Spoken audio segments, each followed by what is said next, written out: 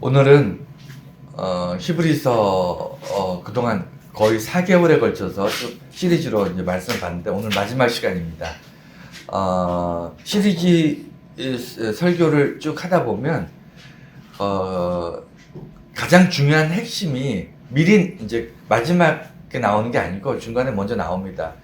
무슨 얘기냐면 이 히브리서의 핵심은 믿음이고, 그리고 그 믿음은 어떤 믿음이냐면 하나님이 우리에게 품으신 소망, 그 소망을 믿는 믿음이고, 하나님이 우리에게 어떤 소망을 품고 계시냐면 우리를 지극히 사랑하시는, 그 사랑으로 구원받기를 원하시는 그 사랑의 마음이 소망이 되시고, 그것을 우리가 믿는 믿음이다. 이것을 우리가 지난 시간에 말씀을 드렸습니다. 그게 히브리서의 어떤 핵심이라면 핵심입니다. 그럼에도 불구하고 이 히브리서의 오늘 본문은 이제 마지막 13장의 말씀은 추가로 이제 하고 싶은 얘기는 기록할 핵심적인 얘기는 다 썼는데 거기다 추가로 이제 더 이야기를 하는 거예요. 어떤 이야기를 하냐면 더 충고하고 권면하고, 그다음에 사람들에게 도움이 될 수 있는 더 이제 어떤 방법들을 이제 쭉 설명을 해주는 거예요. 그런데 이게 오늘 같은 내용들이 사실은 본질보다 우리들 입장에서는 더 필요한 그런 꿀팁 같은 그런 내용일 수 있어요. 왜 그럴까요? 우리는 본질은 알고 있다니까요. 예수 그리스도 안에서 예수님이 어떤 분이신가, 그리고 그분이 어떤 일을 하셨는가, 이 본질에 대해서는 잘 알고 있는데, 그러니까 어떻게 살아야 하느냐, 무엇을 향해서 우리가 어떻게 우리 자신을 점검하고 살아야 되느냐, 이것이 항상 우리의 문제잖아요. 숙제잖아요. 그래서 설교를 듣는다는 게 매주 우리가 복음에 대해서, 예수 그리스도에 대해서 몰라서 설교를 듣는 게 아니에요. 성경을 우리가 읽고 기도를 하는 게 우리가 핵심을 모르기 때문이 아니라 그걸 알고 있지만 그렇기 때문에 어떻게 살아야 할까를 고민하기 때문에, 고민하면서 우리가 말씀을 보고 설교를 듣고 예배를 드리는 겁니다. 오늘 이 히브리서도 그런 맥락으로 이렇게 보시면 돼요. 마지막엔 당부의 글입니다. 우리들에게, 즉 당시에 유대교적 배경을 가지고 있는 기독교인들, 그들에게 예수 그리스도에 대한 기독론을 쭉 설명하면서 사람들 충분히 이제 알아들을 수 있게끔 설명을 했어요. 그리고 나서는 그렇기 때문에 이렇게 이것들을 주의하고 경청하고 이런 것들을 깊이 새겨서 살아가야 됩니다라는 것으로 이제 마무리를 짓는데, 오늘 이 부분을 보려고 합니다. 히브리서 전체를 잠깐 이렇게 볼게요. 히브리서가 제가 아까 말씀드린 것처럼 기독론입니다. 그러니까 전체가 13장으로 되어 있는데 전체가 기독론. 기독론이 뭐라 그랬죠? 여러분, 기독론이 뭐죠? 예, 예수는 누구인가, 그리고 예수는 어떤 일을 하셨는가, 이게 기독론이에요. 예수가 누구인가를 설명하는 것이 왜 어렵죠? 세상에 예수님 같은 분이 없기 때문에 우리는 비슷한 것을 통해서 추측하고 예측하고 상상하고 추론합니다. 그게 인간의 한계인데 예수님 같은 분이 없었어요.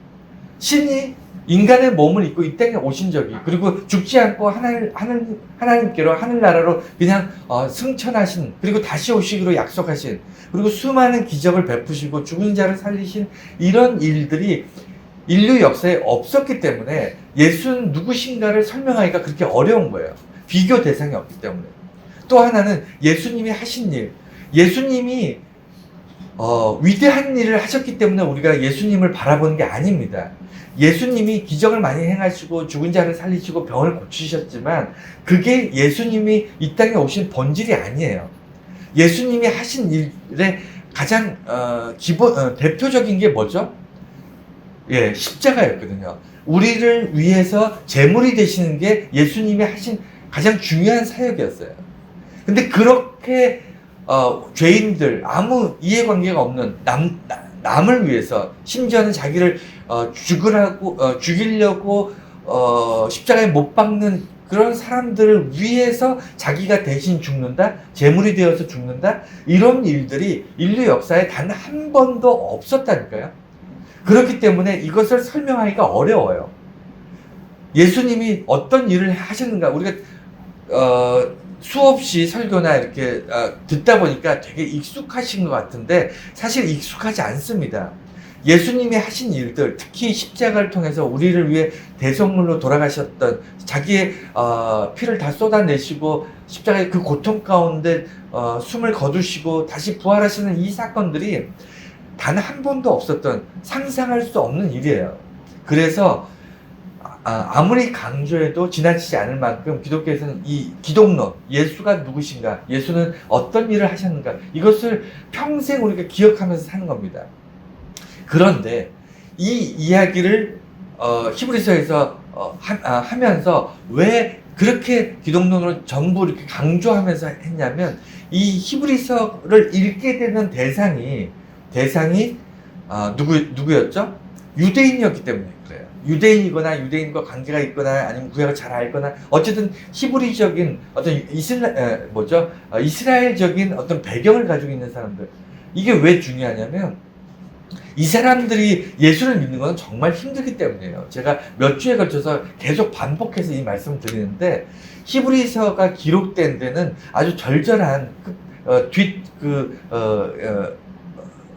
이유가 있는 겁니다. 어떤 이유냐면 사람들이 그러니까 헬라 사람들이나 이방인이나 이런 사람들은, 로마 사람들이나 이런 사람들은 예수를 믿기가 쉽습니다. 왜 쉽냐면, 당시 이방인들은요 신을 많이 믿었어요. 이 신도 믿고 저 신도 믿고. 그러니까 새로운 신을 믿고 받아들인다는 것이 거부감이 없어요.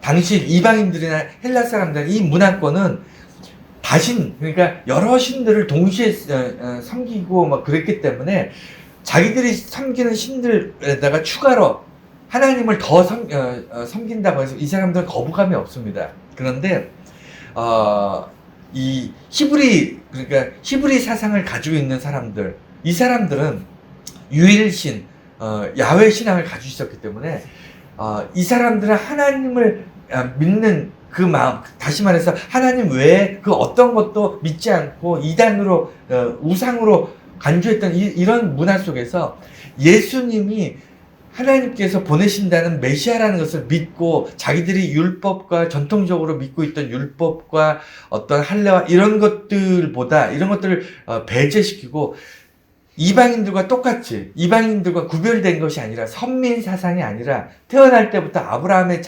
자녀이기 때문에 하나님의 백성이 되는 것이 아니라 오직 예수를 믿음으로 구원받을 수 있다, 이것을 받아들인다는 것이 쉽지 않다는 거예요. 절대로 쉽지 않아요.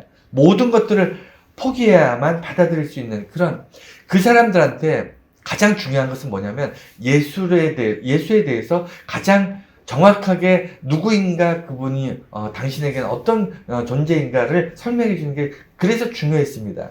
그래서 12장까지, 히브리서 1장부터 12장까지 계속 반복해서 기독론에 대해서 쭉 얘기한 거예요. 예수가 누군가. 그런데 여러분 잘 생각해 보시면, 기독론, 예수가 누구신가, 그리고 우리를 위해서 자기를 대속하신 예수님이 이런 일을 하셨다라는 것은 우리가 잘 알고 있으면서도 또 한편으로는 어떤 게 있냐면, 이건 하나님이 하시는 거예요. 예수님이 하시는 거잖아요. 그러니까 히브리서 쭉 보면 12장까지는 예수님이 이런 일들을 하셨다, 이런 분이시다 라는 거예요. 그러니까 그러면 나는 뭘 해야 되죠? 여러분, 나를 위해서 십자가를 지신 건 예수님이 하신 거잖아요.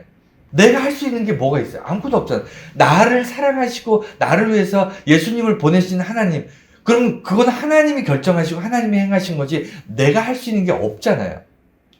그렇지 않습니까? 여러분, 구원받는 데까지 우리가 할 수 있었던 게 없습니다.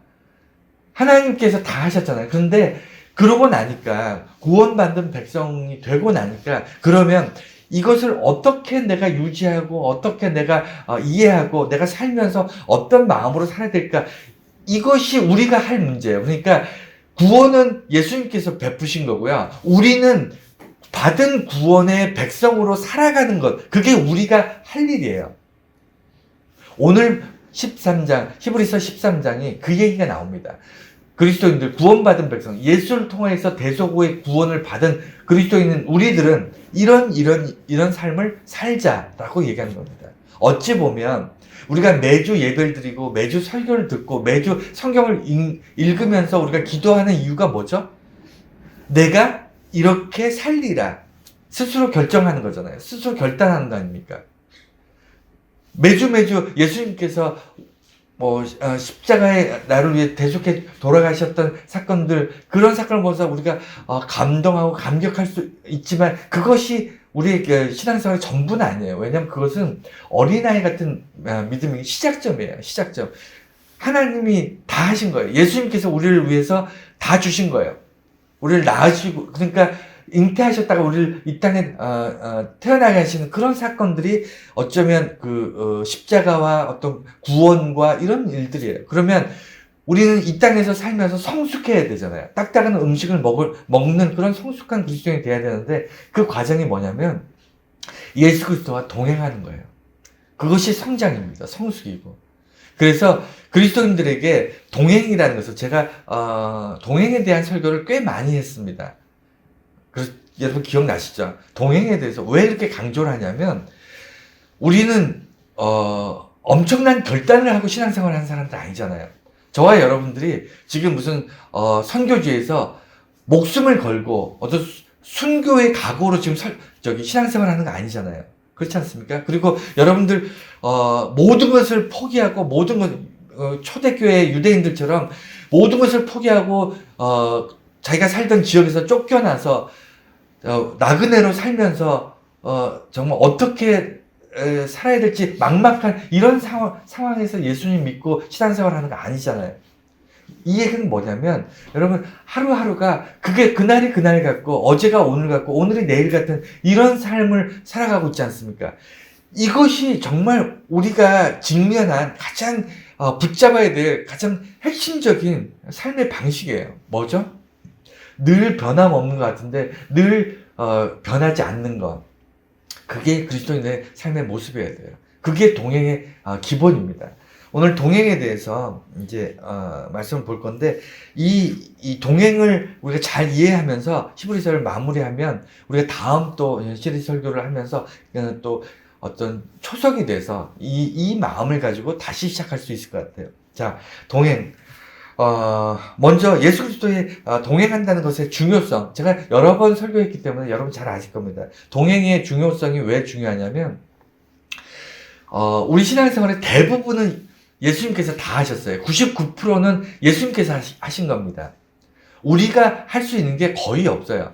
그러나 우리가 할 수 있는 1%가 뭐냐면 이건 구원과 상관없이 우리가 구원을 붙잡고 가는 것, 이것이 1%인데 근데 이게 왜 중요하냐면 우리가 할 수 있는 이 1% 때문에 우리가 구원을 받고 천국에 들어가냐 마냐는 그 1%로 결정이 돼요. 그게 무슨 얘기죠?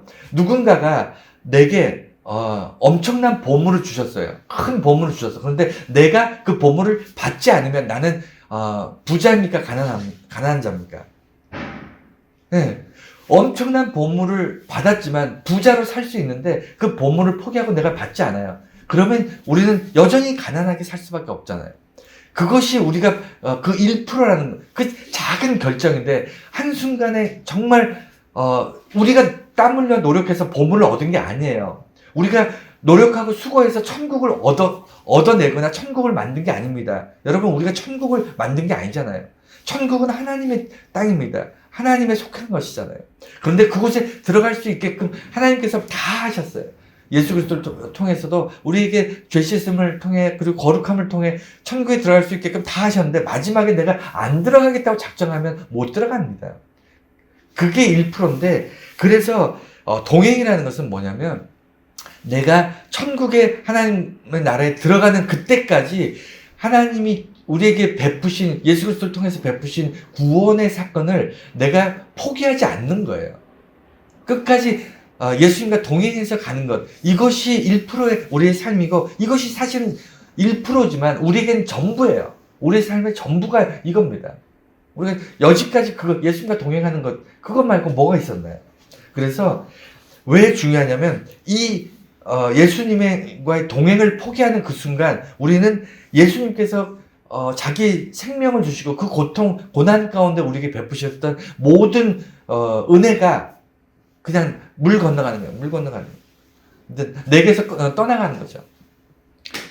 하나님이 아무리 나를 붙잡고 놓지 않으려고 해도 내가 하나님을 등져버리면요 방법이 없습니다. 내가 하나님께서 나를 죄악 가운데 건지셨지만 하나님을 버리고 죄악 가운데 가서 예수를 부정하고 그 다음에 하나님을 버리면 그럼 끝나는 거예요. 자, 그래서 구원과 동행의 관계, 중요한 이 동행의 의미를 알고 있다면, 그러면 왜 동행이 중요하냐면 아까 말씀드린 것처럼 우리가 동행을 할 수 있는 이유는 예수님께서 우리를 구원하셨는데 그 구원에 대해서 잊지 않고 기억해야 되는데, 그 방법이 뭐냐면, 동행의 특징이 뭐죠? 여러분, 동행은 한 사람이 다른 사람을 업고 가는 걸까요? 아니면 한 사람이 다른 사람을 책임지고 가는 걸까요? 어떻게 생각하세요? 동행이라는 것은요, 한 사람이 다른 한 사람을 책임지거나 그 사람 들쳐 업고 끝까지 갈 수 없어요. 동행은요, 함께 가는 겁니다. 함께 위로하고 격려하고 서로 힘든 일 있으면 돕고 이러면서 똑같은 무게로 걸어가는 거, 똑같은 보폭으로, 똑같은 어떤 속도로 이렇게 걸어가야 동행이 되죠. 어떤 사람은 능력이 있고 힘이 있고 좀 뛰어나고 그래서 쭉 나가고, 한 사람은 무능하고 힘이 없고 연약해서 뒤로 처지고, 그러면 동행이 안 되잖아요. 서로 맞춰주는 거예요. 힘이 있고 능력이 있어도 좀 연약한 사람이랑 보폭을 맞춰주는 게, 그래야만 동행을 할 수 있는데, 예수님께서 우리의 삶에 찾아오셔서 우리의 보폭에 맞춰주시는 거예요. 우리가 개인차가 있어서 어떤 사람은 뭐 능력이 있어서 뭐 쭉쭉쭉 나가는 분도 있고, 어떤 분들은 힘들고 어렵고 고통 가운데 주저앉아 있을 수도 있잖아요. 우리가 주저앉으면 예수님도 우리랑 같이 옆에서 주저앉아 계시는 거예요. 그게 동행이에요. 그러니까 동행이라는 것은 나의 보폭과 예수님의 보폭을 맞춰 나가는 것, 이게 구원인데, 보폭을 맞춰 나가는 그 동행의 핵심은 뭐냐면, 내가 예수 그리스도의 구원의 사건과 동행하는 거예요. 단순히 그냥 교회에 나오는 것을 우리가 동행이라고 하지 않습니다. 내가 정해놓고 기도하는 것을 동행이라고 하는 것이 아니고, 예수 그리스도의 삶을 기억하면서 그 삶과 함께 가는 것. 그래서 우리는 동행은요, 멈춰있지 않아요. 동행은, 여러분, 기본 중에 기본이 동행은 출발하는 겁니다. 어딜 향해서 같이 걸어가야 돼요. 동행은 움직이는 게 동행이에요. 멈춰있으면 안 됩니다. 자, 그래서 예수 그리스도의 소망이 나의 소망이다. 여기서부터는 오늘 본문 말씀에 그대로 나온 것을 이해하실 필요가 있어요. 무슨 얘기냐면, 아까 설교 초반에 우리가 덤으로 지금 기록되어 있는 거라 그랬잖아요. 예수 믿는 사람들이 예수에 대해서 기독론적으로 확실하게 이해를 했다면, 그렇기 때문에 어떻게 살아야 되느냐, 그 어떻게가 오늘 쭉 나오는데, 이게 율법적인 게 아니에요. 율법은요, 뭘 해라, 이걸 안 하면 벌 받게 된다, 뭐 이런 식으로 어떤 법이에요. 말 그대로 지키면 되고 안 지키면 안 되고 이런 건데, 이런 게 아니고 신약에 나오는 이런 이야기들은 뭐냐면, 사랑하라. 이 사랑이라는 게 어떻게 딱 정해진 게 없잖아요. 이런 거예요. 사랑하라. 믿음을 가져라. 아니면 서로 나누고 베풀어라. 이게 딱 정해져 있는 게 아닌데, 이거는 뭐냐면 개념적인 거예요. 우리가 본질적으로 그런 마음을 가지라는 거예요. 신약에서 얘기하는 이런 걸 해라 라고 얘기하는 것은요, 구약의 율법처럼 안식일 날은 뭘 하지 마라, 안식일 날은 이거 하면 안 된다, 뭐 이런 식으로 정해는 어떤 법률적으로 지켜나가는 것이 아니고, 신약에서 얘기하는 어떤 행동 강령들은 그 마음가짐이에요. 예수를 믿는 사람은 이런 마음으로 이렇게 살아라, 서로 사랑하면서 베풀면서 살아라, 이런 얘기들이 이제 나오는데, 오늘 13장에 나오는 이야기들을 쭉 이렇게 보면 첫 번째가 뭐죠? 이 땅은 영구한 도성이 없다. 여기서부터 시작하는 거예요. 이 얘기가 뭐죠?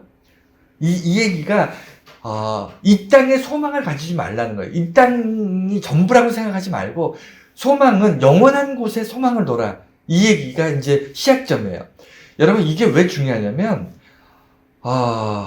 예수 믿는 사람이 정말 이 땅에서 출세하고 명예를 갖고 이 땅에서 부귀영화를 누리고 이 땅에서 사람들의 존경을 받고 여기에 매이면 안 돼요. 그러면 타락합니다. 그거 금방 부패해요. 권력을 가지면 가질수록 인기를 누리면 누릴수록 어떤 사람들로부터 영향력을 받으면 받을수록 이 땅에서 뭔가를 이루려고 하고 이 땅에서 뭔가를 누리려고 하는 사람들은 금방 부패합니다. 우리 주변에 많잖아요. 종교뿐만 아니라 정치, 경제, 사회 모든 분야에 무엇인가 이 땅에서 뭔가를 이루려고 하는 그래서 뭔가를 움켜잡는 사람들 금방 그거 별거 아니잖아요. 이 땅에 영원한 건 없다는 거 이게 굉장히 중요한 기독교의 가치입니다. 이 땅에는 정말 내가 목숨 걸고 붙잡을 만한 가치가 있는 것이 없다는 거예요. 세상에는 그것이 왜 그러냐면 이 소망이 영원한 땅에 대한 소망인데 영원한 땅의 소망은 누구로부터 우리가 알게 되냐면 예수님께서 우리에게 알려주셨어요. 그게 중요합니다. 예수님께서 가지고 있는 소망과 우리가 가지고 있던 소망이 달랐어요, 원래. 근데 예수님께서 이 땅에 오시면서 예수님이 품으셨던 소망, 그 소망은요, 하나님께서 이루신, 영원한 천국, 아름다운 천국에서 죄인이었던 우리를 거룩하게 바꾸시고 씻으시고 그 다음에 그 거룩한 백성으로 하나님 나라에서 영원하게 살기를 소원하신 그게 영원한 거거든요. 그 영원한 것이 오심으로 우리가 이 땅에서 부귀영화를 누리면서 행복한 것이 전부인 줄 알았던 인간들이 그 꿈이 소망이 바뀌어버린 거야. 그래서 예수님의 소망이 우리의 소망이 된 것. 이것이 첫 번째 이 땅엔 영원한 도성이 없다. 이런 그 가치로 시작하는 거고요. 두 번째가 찬양의 제사, 입술의 열매, 이 얘기. 그 다음에 세 번째, 선을 행하고 서로 나누어줘라. 이게 네 번째고요. 그 다음에 다섯 번째는, 인도자에게 순종하라. 이런, 일들을 하면서 이 땅에서 살아가는 것이 옳다라고 얘기하는 겁니다. 옳다라기보다는 이것이, 예수 그리스도를 구주로 믿고 고백하는 그리스도인들이 살아내는 예수님과 동행하는 방식이라는 거예요. 우리는 선교사님들처럼 나의 인생을 다 드리고 생명을 드리고 나의 모든 시간들을 다 하나님께 바치고 이렇게 살지 않잖아요. 저와 여러분 그렇지 않지 않습니까? 우리가 어떤 그 모슬렘이나 이런 지역에 들어가서 정말 들키면 잡혀가고 감옥 가고 막 공산권에 가서 몰래 선교하고 이런 사람들 아니잖아요. 그렇기 때문에 우리는 삶의 방식이 달라요.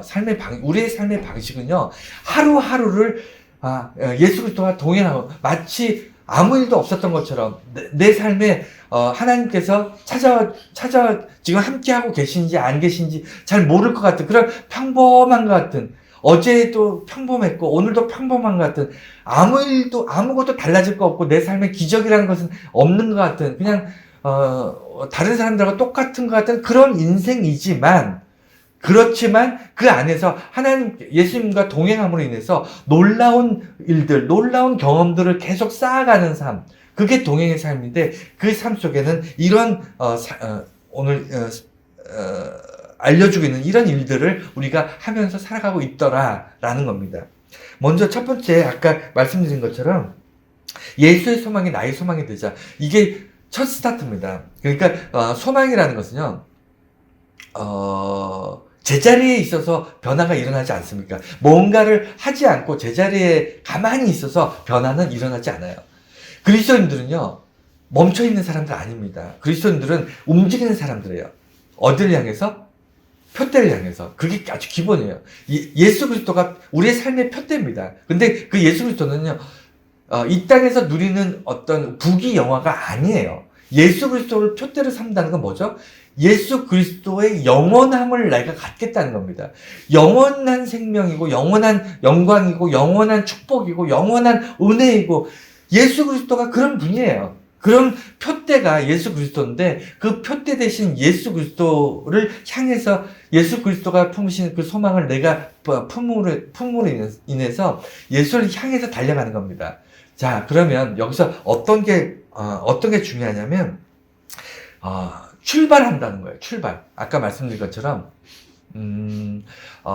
동행은요, 예수님과 동행한다는 것은, 가만히 앉아서 서로 이야기하고 차를 마시고 서로 물론 그것도 어떻게 보면 동행의 한 부분일 수는 있지만 엄밀히 따지면 그건 동행이 아니고요. 그냥 쉼이에요. 쉼이고, 동행이라는 것은 함께 걸어서 어떤 목표 지점까지 같이 가는 게 동행이에요. 예수님께서는 우리 인생에 목표점이 있으십니다. 이해가 되시나요? 나는 없어요. 나는 예수 믿기 전에, 그리고 이 땅에서 태어나서 내가 세상에 이렇게 섞여서 사는 동안에는 나는 예수 그리스도가 품으신, 나를 통해 품으신 목표와 어떤 소망을 갖지 않았어요. 나는 그냥 남들처럼 잘 먹고 잘 사는 게 나의 목표였습니다. 우리들은 모두가 그냥 이 땅에서 그냥 대충 열심히 살다가 그 다음에 남들처럼 태어나서 수고하고 땀 흘리고 그 다음에 이런 게 우리 그냥 당연히 이런 게 인생인가 보다 이러고 살았어요. 그런데 예수를 믿고 예수를 따르던 사람들의 삶의 변화가 온 것이 뭐냐면, 예수님께서 우리에게 출발을 시켜요. 우리의 손을 붙잡고 함께 가자 그러는 거예요. 나와 함께 가자. 예수님께서 그렇게 말씀하시는 겁니다. 나와 함께 가자. 그게 소망이에요. 예수님께서 내게 소망을 주신 겁니다. 예수님의 소망을 내게 주신 거예요. 그러고 나니까 내가 예수님 손을 붙잡고 출발하기 시작했습니다.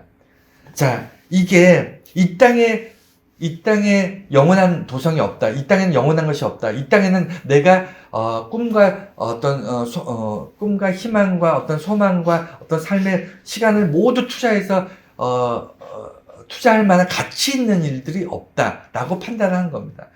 그래서 예수님의 소망, 나의 소망, 그리고 그럼에도 불구하고 하늘의 이 천국에 대한 문제가, 내가 그러면 죽어서 가는 천국만을 천국이라고 생각하면요, 우리는 매주 교회에 나와서 예배드리고 기도하고 신앙생활을 할 이유가 없습니다. 그렇지 않나요? 죽기 전에 딱 믿으면 되잖아요. 죽기 전에 딱 예수님 믿고 세례받고 막 죽기 직전에 내가 천국 가고, 그 전까지는 그냥 내 살고 싶은 대로 마음껏 살면 그럼 딱 좋잖아요. 그게 제일 효율적이지 않습니까? 그런데 왜 그렇게 안 사냐면, 우리에게 소망을 말씀하신 예수님께서 우리에게 이 땅에 누리는 천국을 알려주시기 위해서 이 땅에 육신으로 오셨어요. 무슨 얘기냐면, 예수님께서 하늘나라에서 우리에게 너희들이 하늘나라에 죽으면 하늘나라에 천국이 있는데 이런 좋은 곳이 있어. 그러니까 너희들이 죽기 전에 예수를 믿고 꼭 천국 가자, 이렇게 얘기했으면 우리가 그렇게 살면 돼요. 이 땅에서 사는 거 신경 쓰지 않고 죽기 전에 내가 죽은 다음에 가는 천국을 꼭 가야 되겠다, 이렇게 살면 되는데, 예수님께서 굳이 육신을 입고 이 땅에 오셔서 이 땅에서 가르치시고 질병을 고치시고 사랑하시고 섬기고 제자들을 바르시키고, 이 모든 예수님의 사역들, 삶의 모습들을 왜 보여주셨을까요? 그렇게 예수님의 삶을 따라가면요, 이 땅도 천국이라는 거예요.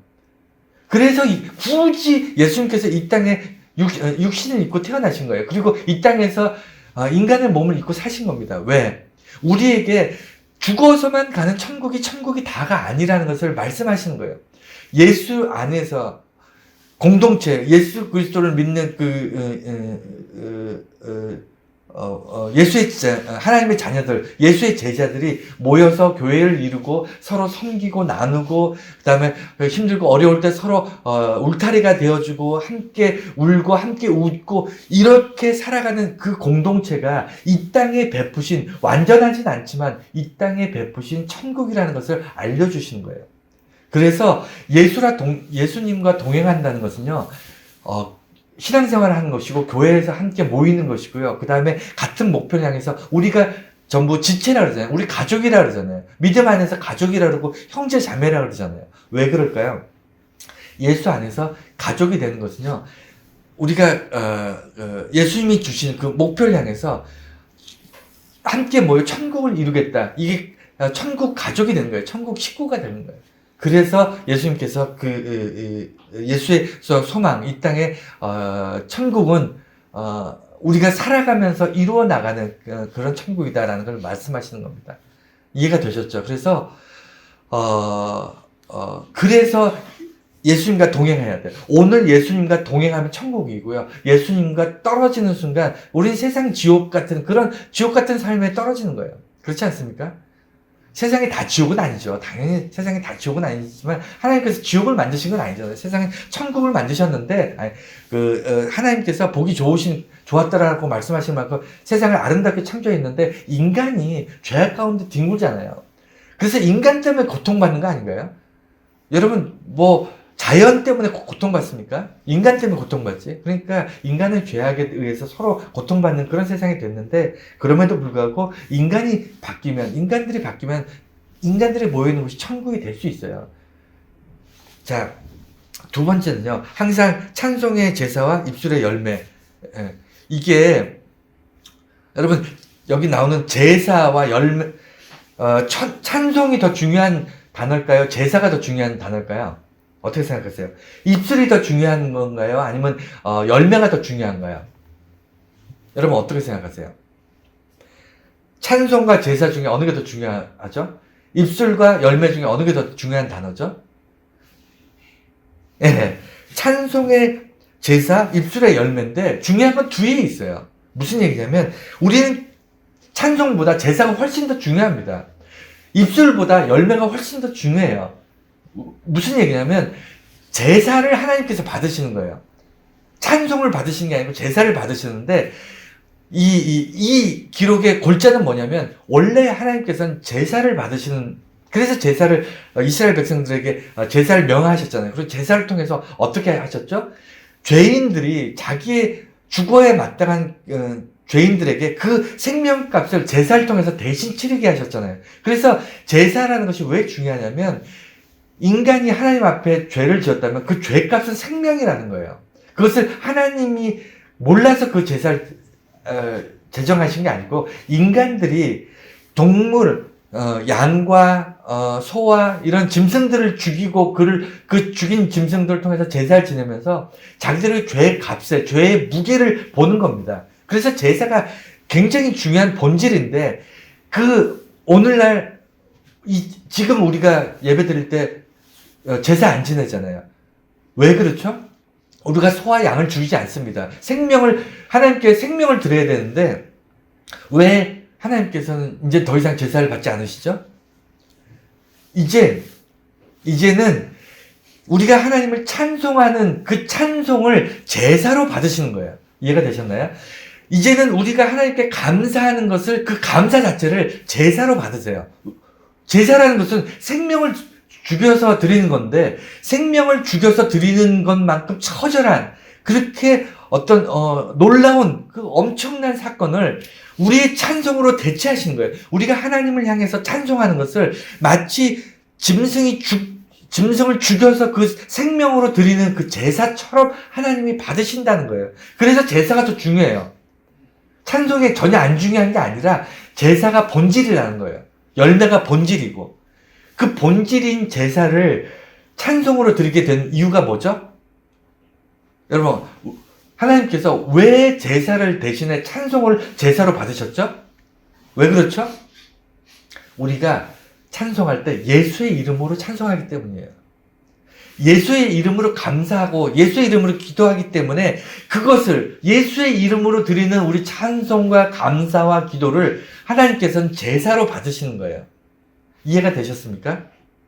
제사로 우리는 예수님이 안 계시면 예수님이 이 땅에 오지 않으셨으면 지금도 소와 양을 죽여야 됩니다.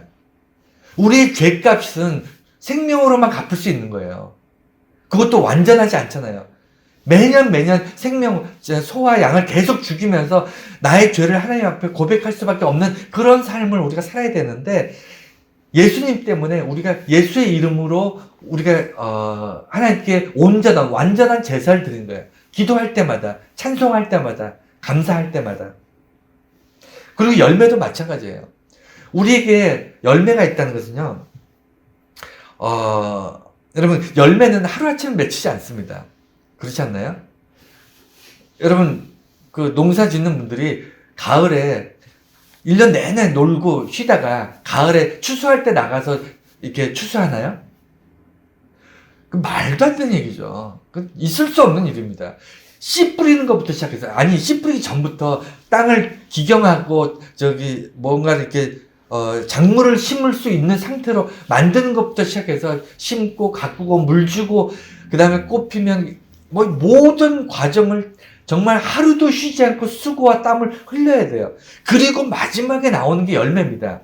여러분, 열매가 하루아침에 떨어진다고 생각하시는 분 여러분 계시나요? 그런 사람 아마 세상에 없을 거예요. 그렇지 않습니까? 자연을 만드신 하나님께서 그걸 이치로, 그런 이치로 열매가 맺히게 하셨어요. 여러분, 열매는요, 땀의 결정체입니다. 수고의 결정체예요. 그래서, 우리가 쌀을 돈 주고 사먹는 사람과, 쌀을 경작해서, 키워낸 농부의 마음이 다릅니다. 그렇지 않습니까? 똑같은 쌀이라도 우리는 얼마의 가치를 두고 돈 얼마 이렇게 주고 쌀을 샀기 때문에 내가 지불한 돈의 가치만큼의 쌀이지만 농부의 입장에서는요, 1년 내내 땀 흘린 결과물이라는 거예요. 그게 농부에게는 쌀이 아니고요. 그 삶의 어떤, 피땀의 결정체가 그 쌀입니다. 그렇지 않습니까? 그래서 열매를 바라보는 게 달라요. 왜 이 말씀을 드리냐면, 입술의 열매다. 우리가 단순히 립싱크 하듯이 그냥 입에 발린 말로 하나님 우리를 축복해 주세요 라든가 아니면 하나님 경배합니다. 하나님 영광 받으세요 라고 입술에 그냥 생각 없이 그냥 고백하는 것을 열매라고 얘기할 수 없다는 거예요. 여러분, 고백하는 고백만큼 살아보셨어요? 하나님을 위해서 내가 진심으로 하나님께 영광을 돌리는 삶을 살겠습니다 라고 말로는 그렇게 얘기했지만 그것이 열매처럼, 내 입술의 고백이 열매처럼 여러분 인생이 그렇게 살아오셨냐고요. 여러분 정말 입술의 열매라고 얘기하는 것은요, 어떤 얘기냐면, 하나님께 영광 돌리기 위해서 내가 평생, 아니면 정말 뭐 어떤 정해진 기간 동안 정말 쉬지 않고 하나님을 최고의 어떤 가치로 놓고 하나님을 위해서 모든 것을 헌신하고 희생하고, 심지어는 나의 생명까지, 나의 모든 것, 정말 나의 삶의 터전을 모든 것을 다 바치면서 살아온 사람이 마치 선교사처럼 자기 목숨을 걸고 하나님 앞에 정말 모든 것을 희생했던 사람이 정말 수십 년을 그렇게 살다가 하나님 앞에 기도하면서, 하나님, 제가 부족하지만 제 삶을 돌아보건대 정말 열심히 하나님께 영광 돌리기 위해서 살았습니다 라고 말하는 그 고백, 그 입술의 고백이 열매예요. 그냥 입에 발린 말로 하는 게 아니고, 여러분 아시겠습니까? 그래서 아까 얘기한 찬송의 제사와 입술의 열매라는 것은 그냥 쉬운 문제가 아니에요. 그럼에도 불구하고 이렇게 사는 것이 어떻게 가능하죠? 예수님과 동행할 때만 가능해요. 예수님이 내 옆에 걸어주실 때만 가능합니다. 그렇지 않겠습니까? 우리가 제사를 지낼 때 찬송이 나의 제사가 될 수 있는 것은 그 찬송에 예수 그리스도 이름으로 찬송하기 때문이고요. 그 다음에 입술의 열매, 즉 내가 고백하는 이 고백이 열매가 될 수 있었던 건 그렇게 살아왔기 때문에 그렇게 고백할 수 있는 겁니다. 여러분, 하나님 앞에 거짓말 하면서 여러분 사시나요? 여러분, 기도할 때마다 거짓말 하시면서 사시나요? 아니잖아요. 자기가 살아왔던 걸 가지고 기도하시잖아요. 그 살아오는 과정 속에 예수님이 함께 하셨기 때문에 그것이 가능했다는 생각 안 해보십니까? 그래서 항상 동행하는 사람들은요, 그의 삶이 제사이고요. 그 삶이 항상 열매가 있어요. 그런데 어떤 제사냐면 찬송의 제사, 감사의 제사, 하나님께 드리는 영광의 제사가 그의 삶이 되는 거고요. 예수님과 동행할 때. 또 예수님과 동행할 때 그는 항상 열매를 맺는데, 어떤 열매냐면 그가 입술의 고백을 통해서 열매를 맺는 겁니다. 단순히 입에 발린 말이 아니고 삶을 통해서, 삶의 무게를 통해서 그 삶이 그 입술의 고백으로 나오는 거예요. 그리고 세 번째는 선을 행하고 나누어 주라. 이거는 우리가 선택하고 결정할 문제예요. 선을 선택해야 돼요. 그리고 나누는 것도 우리의 결정이 필요합니다. 이 두 가지, 그런데 그렇게 쉽지 않아요. 왜 쉽지 않을까요? 여러분, 선이라는 건 사람마다 자기 기준대로 선을 정하시면 안 돼요. 자기 방식대로 선에 대해서 기준을 정하시면 안 됩니다. 어떤 사람한테는 선이지만 어떤 사람한테는 그것이 악이 될 수 있어요. 그래서 기독교인들, 예수 믿는 사람들, 하나님을 아버지라고 고백하는 사람들에게 선은 어떤 게 선일까요? 내게 유리하고 내게 좋은 것이 선일까요? 아닙니다. 그건 세상 사람들도 다 똑같아요. 세상 사람들도 자기한테 유리한 게 선이에요.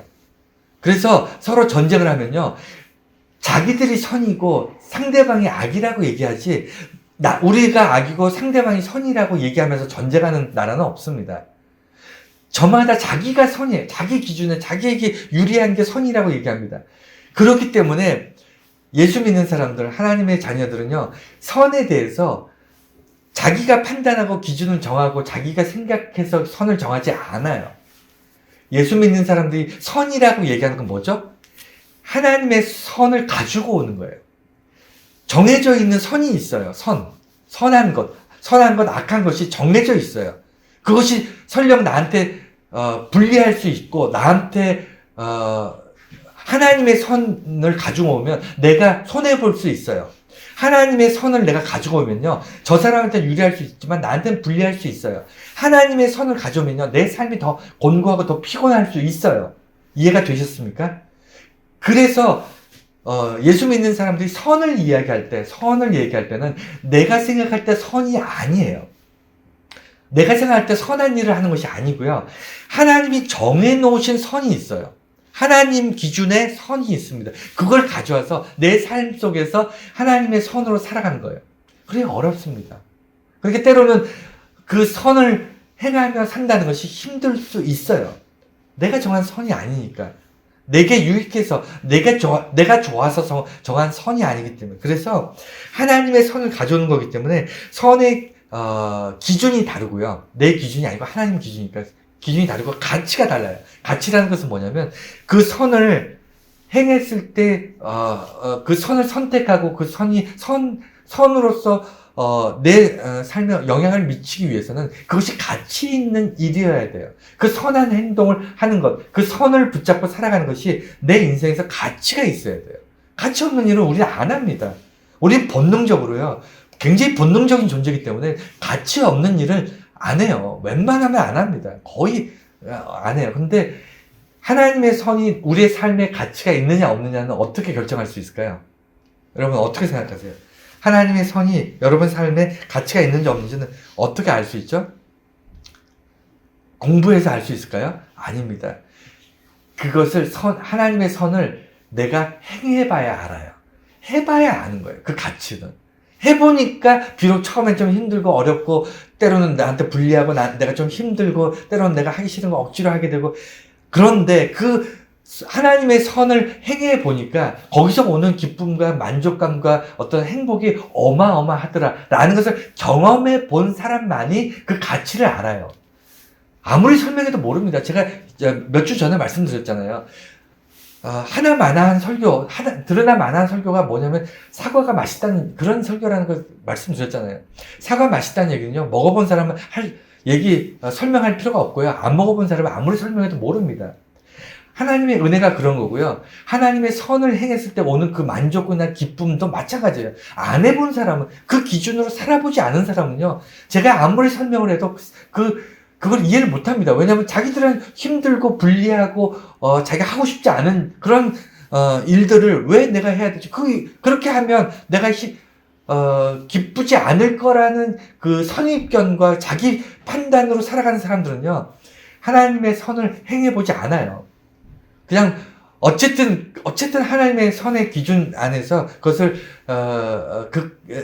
한번 그냥 무대뽀로 그런 삶을 살아본 사람은요, 하나님의 선을 행하며 살아가는 가치를 압니다. 이해가 되셨죠? 그래서 예수님과 동행할 때 하나님의 선의 가치를 알고 선한 행동, 선한 삶을 살아갈 수 있는 거예요. 우리는 의지로 하나님의 선을 붙잡고 의지로 하나님의 선을 할 수가 없어요. 예수님께서 도와주셔야 돼요. 예수님께서 나를 격려하시고 나의 손을 붙잡아 주시고 함께 걸어 주셔야만 하나님의 선한 삶을 우리가 살아낼 수 있는 겁니다. 이해가 되셨죠? 그리고 마지막으로 인도자에게 순종하라. 이 인도자는요, 복음을 전한 사람입니다. 목사도 여기 인도자에 속하지만, 저도 여러분들에게 인도자지만, 목사만 인도자는 아니에요. 인도자란 우리 주변의 모든 사람이 인도자입니다. 내게 하나님의 복음을 깨닫게 하는 사람들, 내가 하나님의 자녀라는 것을 수시로 깨닫게 하는 사람들, 그 사람들 다 나의 인도자입니다. 나로 하여금 지치고 피곤하고 하나님을 잊어버리고 예수 그리스도의 구원을 망각하고 있는 나에게 다시 한번 하나님의 은혜와 하나님의 축복과 하나님의 사랑을 깨닫게 하는 그 존재들, 이 모든 존재가 나를 인도하는 존재예요. 그래서 마지막으로 뭐라냐면 인도자에게 순종하고 복종하라고 되어 있어요. 우리는 이런 얘기 들을 때 되게 불편하죠. 내가 왜 인도자에게 순종해야 되지? 근데 오늘 보면 그들에게 진심으로, 정말 선한 마음으로, 진심으로 진정성 있게 순종하지 않는다면 우리에게 유익이 없다, 이렇게 얘기합니다. 그러면 여기서 유익이 뭘까요? 우리를 인도하는 사람들에게 순종할 때 받을 수 있는 유익이 뭡니까? 목사만 해당되는 게 아니라 여러분 주위에 있는 모든 사람들 통틀어서 한번 생각해 보세요. 여러분들을 인도하는 사람들에게 순종했을 때 여러분들에게 주어지는 유익, 그것은 뭘까요? 언젠가는요, 우리도 인도자가 된다는 거예요. 인도자를 통해서 내가 시간이 지나면 내가 다시 그들처럼 인도자의 위치에 서게 된다는 겁니다. 이래서 유익이에요. 왜 유익이냐면, 내가 어떤 사람으로부터 영향을 받았어요. 그래서 그 영향력이 선한 영향을 통해서 내가 믿음이 성장하고 성숙해서 정말 내 그늘 아래 많은 사람들이 정말 쉼을 얻을 수 있는 그런 선한 영향력을 행사하는 사람이 되었다면 그 사람은 이제 다시 인도자의 삶을 살아갈 수 있는 그런 위치에 간 겁니다. 여러분, 유익이라는 것은요, 내가 꼭 내게 유익 있는 것만은 유익이라고 하지 않습니다. 내 주변에 있는 사람들한테 유익이 되는 삶도 똑같은 유익이에요. 그러니까 인도자에게 내가 순종하고 복음을 전한 자와 함께 잘 소통하고 그들을 잘 섬기고 그들의 어떤 명령들에 대해서 늘 순종하고 복종하는 그런 선한 삶을 살아가게 되면요, 어느 순간 나와 내 주변, 나를 포함한 내 주변에 있는 사람들이 선한 영향력을 받게 된다는 거예요. 그리고 어느 순간 시간이 지나면 나 또한 그런 선한 영향을 베풀 수 있는 어떤 인도자의 위치에 설 수 있다는 겁니다. 인도자는요, 항상 있어요, 우리 주변에. 가정에도 있고요. 그 다음에 우리 직장이나 우리 교회 안에나 어디에나 인도자는 다 있습니다. 그들의 영향력들이 우리 주변에 있어요. 그런데 가장 중요한 인도자의 자격을 그러면 어떤 사람을 인도자라고 할 수 있는가? 우리 주변에 많이 있다고 했는데, 그런 사람들이 우리 주변에 있는 사람 중에 나의 인도자는 누구인가? 여러분, 두 가지로 보면 돼요. 하나는 예수님의 방식이고, 하나는 부모님의 방식인데, 예수님의 방식은요, 죽기까지 나에게 다 주신 거예요. 그러니까, 내 주변에 나에게 헌신적으로 주는 사람이 있어요. 그게 재물을 준다, 이런 게 아니라, 정말 마음을 주고, 사랑을 주고 관심을 주고 정말 이렇게 주변에서 내가 베풀지 않았는데 나에게 계속 주는 사람도 있어요. 왜 그렇죠? 예수님이 그러셨거든요. 내가 예수님한테 드린 게 하나도 없는데, 단 1도 없는데 예수님은 자기 생명까지 다 주셨어요.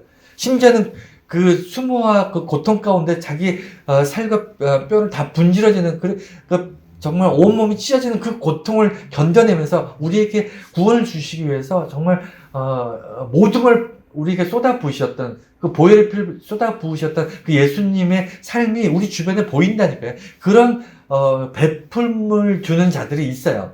이 사람들이 인도자라고 할 수 있고요. 또 하나는 부모들의 마음입니다. 부모는요, 우리 편이에요. 그러니까 부모는 내 편이에요.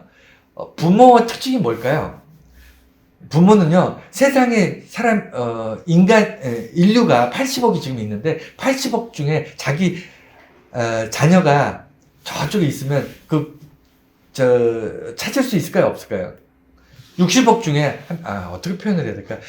80억 명의 사람이 있는데 그 중에 부모에게 자녀는 딱 한 명이에요. 이해가 되셨나요? 그러니까 80억의 인구와 자기 자녀 이렇게 섞어놔도 그 중에서 골라낼 수 있어요. 부모에게 자식은 그 무엇과도 바꿀 수 없는, 비교할 수 없는 딱 하나의 존재입니다. 딱 한 명밖에 없는 존재예요. 그러니까 내 편이에요. 나한테 영원한 내 편입니다. 그게 부모의 마음이에요. 이 얘기가 뭐냐면, 인도자는요, 인도자는 내게 하나님의 복음을 전한 그 순간 내게 영적 부모 같은 그런 존재가 되는 거예요. 죽는 날까지 내가 죽던 아니면 인도자가 죽던 죽는 날까지 그 사람에게는 내가 절대로 떠나지지 않습니다. 복음을 전하고 복음을 나누고 함께 정말 그 성장을 위해서 수고하고 땀 흘렸던 내 주변의 인도자들은요, 그 사람들에게 나라는 존재는요, 죽는 날까지 절대로 포기할 수 없는 자녀 같은 존재예요. 그리고 그들은 부모 같은 마음으로 우리를 돌보는 겁니다. 우리 주변에 그런 사람이 있을까요? 없을까요? 있습니다. 있어요. 네, 절대로 잊을 수 없는 사람도 있어요. 여러분, 그렇지 않습니까? 우리 교회도 지금 보이지 않는 사람도 있어요. 우리 주변에 지금 뭐 어떤 이유에서든 보이지 않는 사람, 제가 그 사람을 다 잊어버렸을까요? 어떻게 생각하세요? 제가 지금 보이지 않으니까, 눈에 안 보이니까 다 잊어버렸을까요? 절대로 못 잊어버려요. 그게 부모의 마음입니다. 여러분들도 마찬가지잖아요. 그래서 그런 사람들이 여러분 삶의 인도자가 되는 거고요. 그런 사람들의 영향을 받고 여러분들은 시간이 지나면 다시 그 사람들의 입장이 되는 거예요. 다시 여러분들은 누군가의 인도자가 되는 겁니다. 누군가의 삶에 깊이 개입되고요. 누군가에게 정말 선한 영향력을 베풀며 사는 그런 사람이 되는 거예요. 그래서 인도자를 통해서 여러분들이 인도자가 된다는 것. 자, 이제 정리를 할게요. 히브리서를 오늘 이제 끝내고자 합니다. 그 전에 창세기 시리즈 할 때도 참 큰 은혜가 있었고, 갈라디아서 시리즈 설교 때도 큰 은혜가 있었습니다. 그런데 히브리서도 못지않게 어쩌면 더 큰 은혜를 우리가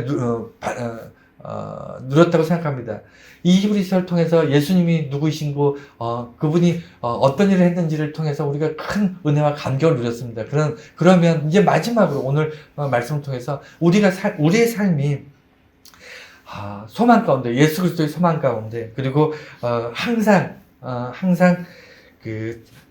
내가 하나님 앞에 찬송하고 예수 그리스도를 통해 찬송의 제사를 드리고 감사의 제사를 드리고, 그리고 나의 입술의 열매, 단순히 입에 발리는 말이 아니라 내 인생, 삶을 통해서 하나님께 열매로 드리는 그런 삶을 살아가고, 그리고 항상 선하고, 그리고 나눈다는 것은 또 우리가 남는 것을 나누는 게 아니잖아요. 그러니까 항상 함께 먹는, 예수님께서는 이게 자기가 먹고 남는 걸 준 게 아니고 항상 한 그릇에서 같이 떠먹었어요. 그러니까 나랑 함께 나누는 그런 나눔의 삶, 이런 삶들을 통해서 여러분들이 오늘도 예수님과 동행하는 거예요. 이런 삶을 살아가고 있으면요, 여러분 옆에 예수님께서 보이지 않게 함께 손잡고 가고 계시는 거예요.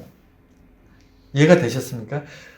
지금 이런 삶들이 여러분 스스로 의지로 노력해서 할 수 있을 거라고 생각하십니까? 노력해서 안 되잖아요. 해보셨잖아요. 여러분, 나누고 베푸는 게 노력해서 됩니까? 결단한다고 여러분도 배고픈데 좀 조금밖에 먹을 게 없는데 이거 배고픈 사람과 나눠 먹을 수 있어요?